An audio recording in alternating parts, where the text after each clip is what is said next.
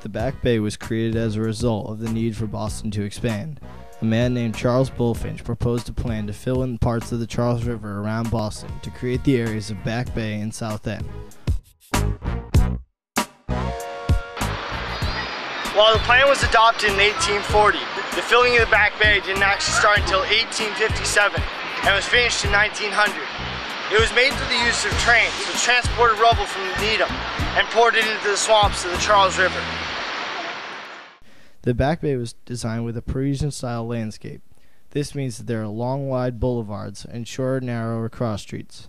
When the Back Bay was finished, it became a very wealthy neighborhood, thanks to a banking crisis which hit the U.S. after the Civil War, causing many of the rich folks living in neighborhoods like the South End to move into the much newer and nicer Back Bay.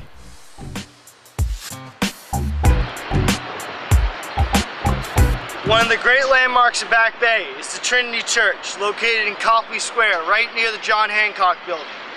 While the church we see today was actually built in 1877, the congregation predates the church by almost 150 years. The congregation's original church was located on Summer Street, but was burned to the ground in the Great Boston Fire of 1872, which caused much of the financial district in downtown to burn to the ground. The design of the church had to take into account the marshlands of what the church was built on. Too much weight would make the church sink. They built 4 massive grand pyramids of more than 4,000 wooden pilings. The church is renowned not just for its architecture, but also its members. 2 of the church congregation's ministers wrote very well-known Christmas songs.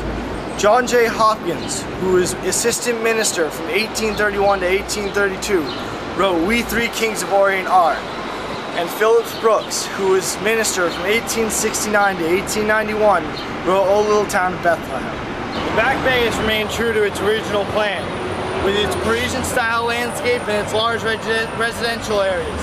The major change has been the addition of high-rise buildings like the Prudential and the John Hancock.